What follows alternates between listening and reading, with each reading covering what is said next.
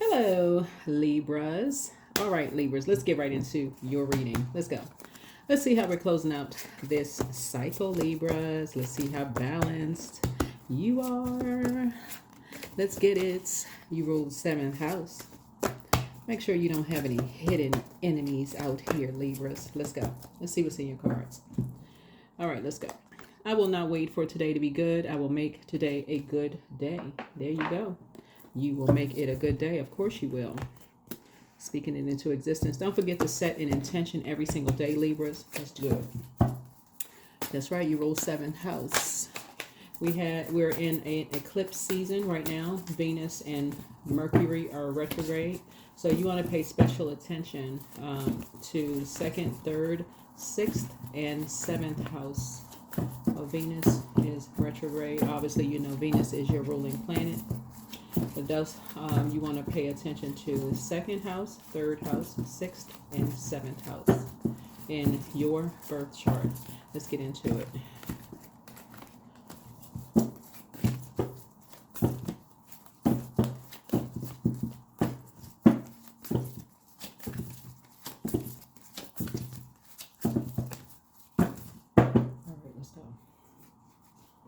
First card out the deck is that you're a very hardworking person who seem like, you had this in common with somebody.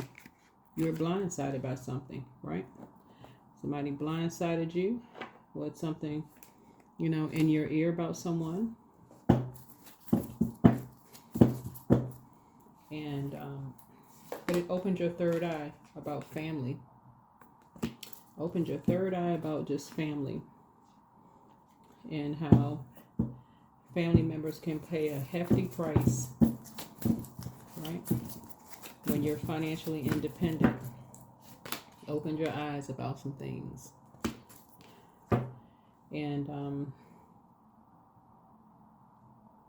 also just about, soulmates as well. That is the Two of Cups.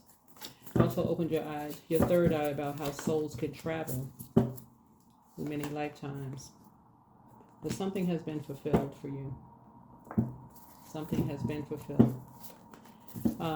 Has balanced you out. Something has balanced you out. Something has really opened your eyes to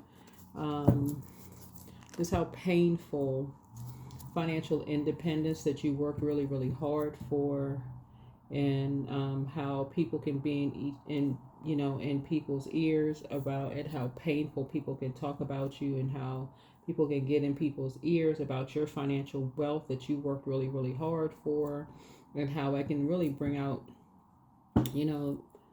hurt people can hurt people and say they love you, and how you're going to have to learn how to create, you just trying to create a tradition for you and your kids. And just how people, what kind of legacy people live. What kind of legacy people, how they create and what kind of legacy they leave for their kids, them and their kids, right? Including your siblings, what kind of legacy they leave for their kids. So you start to see some things from a higher frequency. And how people, people create different legacies, and this Saturn right here is an outer planet, right? So you can have siblings. One sibling can create one legacy. Another sibling can create a different legacy, right? You could be hardworking energy. You can create one legacy. A sibling can be create a totally different kind of legacy, right? Right. So,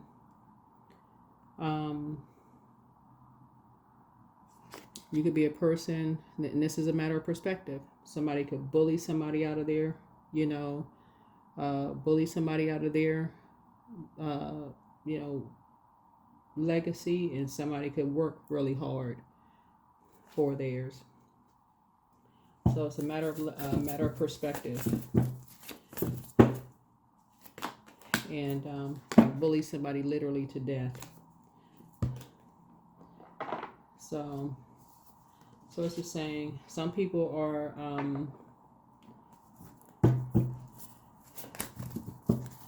So source is saying, you know, you're learning how to see some things from a higher frequency now, and just how obsessed some people literally are with money. How you know, how obsessed some people are with money. Right?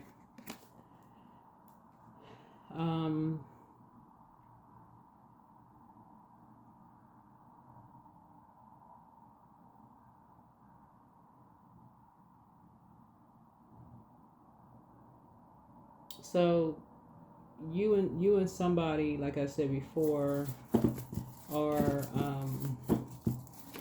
like I said, kindred spirits, sort of kindred spirits, like just kind of sort of in terms of just kind of like maybe who, like maybe you and somebody may have kids with. Here we have the Seven of Cups here, and just like the scales from your eyes have been removed.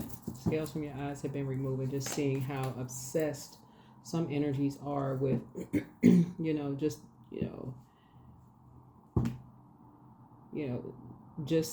just appearance, the appearance of what family looks like, and just how confusing things could be, you know, from the outside looking in. So you may be initiating some kind of conversation, right? You may be initiating some kind of conversation because you left behind a lot of distraction. So you may be the one initiating conversation, you know, or something. Now that you're clear on something, right?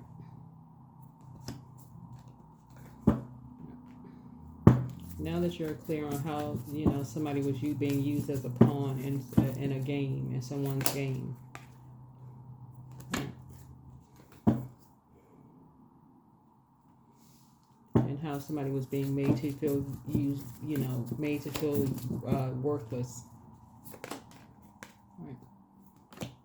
And now that somebody's not going back. So there's a Tower, right? Now that you're having a total recall of some things.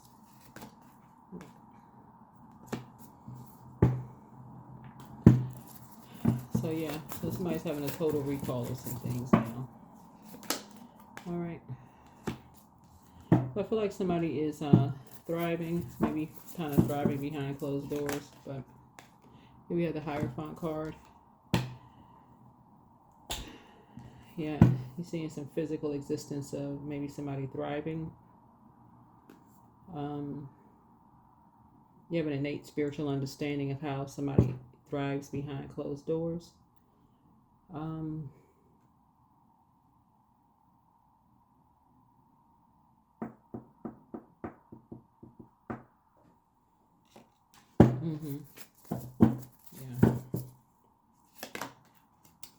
You can put a manhole cover over the past.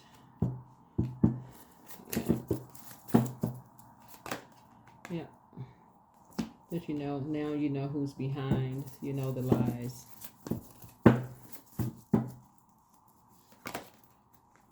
Yeah, who said what was, you know, somebody was doing in hermit mode.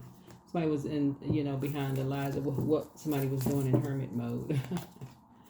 Yeah. That split people apart in the first place. All right. Close something out. Yeah. So. Yeah, somebody lied and paid two people to lie. Say somebody was doing something behind closed doors. Yeah. Put together a team and everything. To end someone's money. Yeah. A lot of the people believe some stuff about somebody's past. It was just a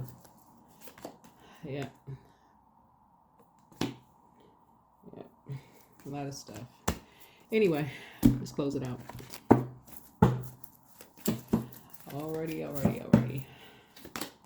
Yep. So you are good enough. Alrighty.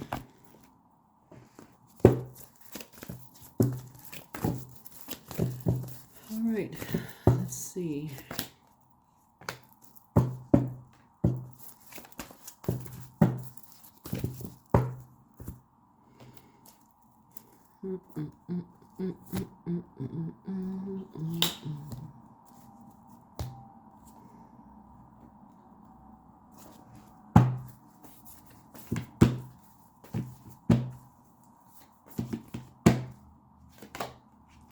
So it's easy for me to receive. It's easy for me to receive. It is easy for me to receive. Yeah. So, alrighty. I think that's it. I think that's it. I think we have a few more cards here. Yeah, but yeah, that's it. That's it.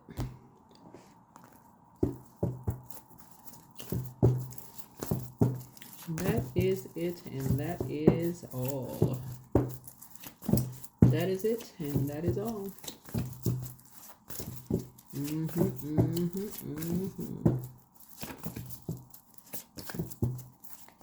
Lots of lies, lots of confusion going on here in the cards.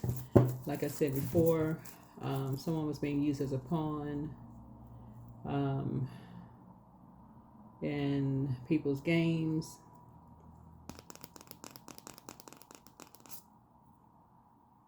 And that's what you have in common with someone.